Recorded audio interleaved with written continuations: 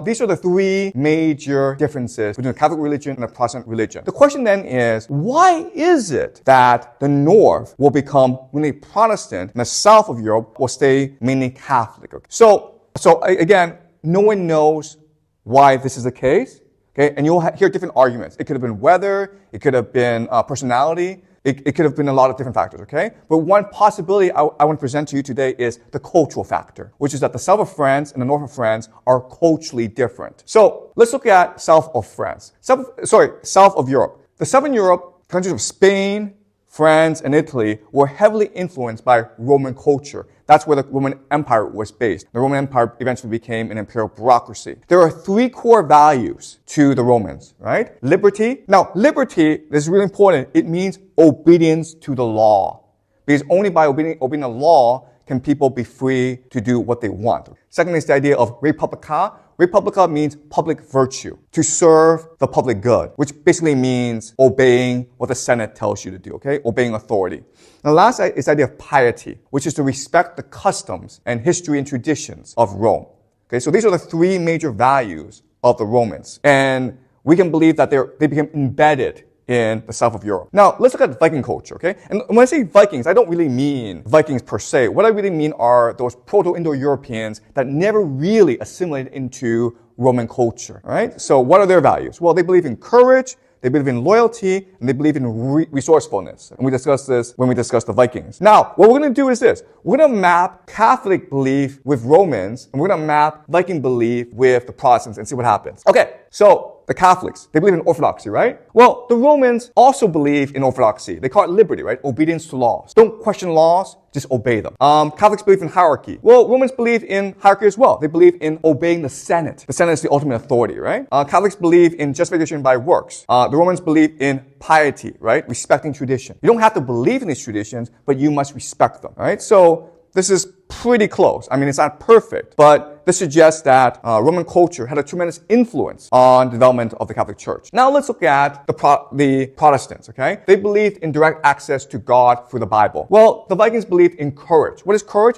Courage is self-exploration, to go out into the unknown and figure out things for yourself, okay? And that's what the Bible is. That's what faith is. To read the Bible by yourself and to interpret the Bible in your own way. And you have to do so using emotional and spiritual courage. Egalitarianism. So the Vikings had a concept of loyalty. And loyalty is basically the idea of mutual love. I'm loyal to you and you're loyal back to me because we love each other. And the last concept is justification by faith. An individual struggle to come to terms with what God means to you individually. The Vikings believed in resourcefulness, right? Which is also the idea of individual struggle.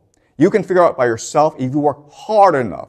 If you will yourself, you have the courage to do so. So again, I leave this as a possibility. Okay, don't treat this as a historical fact. I just suggest this as a way to think about why the Protestants became Protestants, the Catholics became Catholic. Okay, and a lot of it has to do with the cultural residue from the past. Okay, all right. So this is just a thought experiment. All right.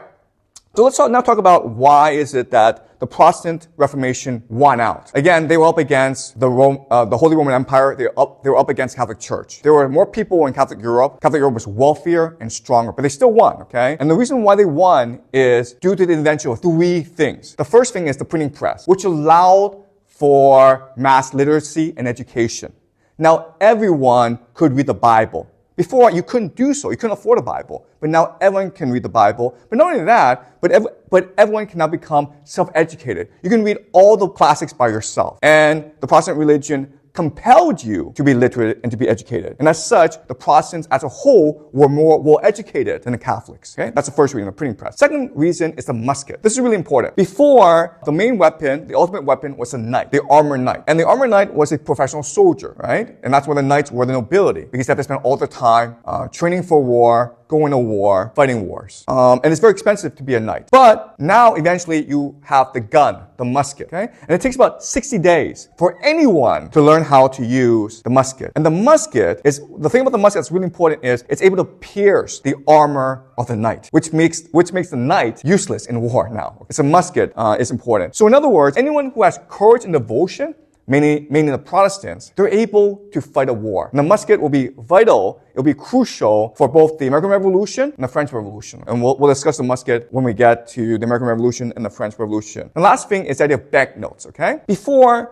people used gold or coins that were minted with gold in order to trade goods. Now you can use banknotes, which is just money. And you can now monetize your hard work and frugality. You can now channel your hard work and frugality into banknotes. What's really important now is there's only a finite number of gold and coins, right? But there's an infinite source of banknotes. So you can work infinitely hard, okay? So what this means is before the Protestant Reformation, it was really hard to get people to work hard. Because let's just say that you are an employer and you want to be like, okay, I'm going to pay people more. But when you pay people more, they actually work less because they can't spend that money. They're like, well, if I have to work 8 hours a day to make $100, but now I just work 2 hours a day to make $100, I'll just work 2 hours. So we actually work less. And in this system, slavery makes sense because the way to get people to work hard is to force them into eternal debt, which is what slavery is. But in this new Protestant system, then slavery is an evil because you're denying people the capacity to be with God. You are with God if you work hard. But if you're a slave, how do you measure the hard work? You're not able to work hard. And that's why, after the Protestant Reformation, one of the main things that they did was eventually outlaw slavery. So there are lots of good things about the Protestant Reformation. You have the Industrial Revolution, you have the end of slavery, you have the rise of capitalism, you have the rise of the middle class. You have lots of really good things. But there's also no denying that there are some bad effects as well, okay? All right, so this is a printing press invented by Gutenberg. This is what a printing press looks like. You have the musket, okay? So before, people had bows, and the bows were used by trained archers, and they weren't that powerful. But now with the musket, you're able to pierce knight armor because there's more energy, 3,100 joules within the bullet. And then you have banknotes as well. And banknotes really is the exception of wealth, which means that in theory now, you could have infinite wealth. Why we're so wealthy today? Because we abstracted wealth, okay? Before, wealth was limited because gold was limited. But now with banknotes, with money, in theory, wealth can be infinite, okay? So this is John Wesley, who is the founder of the Methodist Church, okay? And he summarizes the idea of Protestantism really well. We ought not to prevent people from being diligent and frugal. We must exhort all Christians to gain all they can and to save all they can. That is, in effect, to grow rich. So Protestants believe that it is God's calling. It is your mission to get rich. And that's how you know that you're favored by God. And the way to get rich is by working hard and not spending any money. So what I'm going to do now is present the evidence for my argument that the Protestant religion gave birth to capitalism, okay? And to do so, I'm going to refer to three major thinkers: Max Weber, Emil Durkheim, and Georg Simmel. They're all sociologists. They're considered three major founders of the social sciences, okay? And they're all contemporaries. They were all writing about the year 1900. Why this is important is the year 1900 is really when the Protestant religion is most triumphant, right? This is when capitalism is most dominant. Even though most people are not Protestants, the work ethic, the belief system has conquer the world. Germany, Britain, United States are the three most powerful countries in the world at this time. They're the three largest empires. And they're all Protestant nations. And as such, they can impose Protestant beliefs on everyone else. Okay? And in the year 1900 is also before World War I. So at this time, everyone thinks that this is the greatest thing in the world. Protestantism, Industrial Revolution, capitalism are all divinely sent by God to bless humanity, okay? And what Max Weber, Georg Simmel, and Emil Durkheim are trying to do is figure out what's really going on to see if there are any consequences to this system. And what they will show us is, in fact, there are a lot of problems in this system, okay?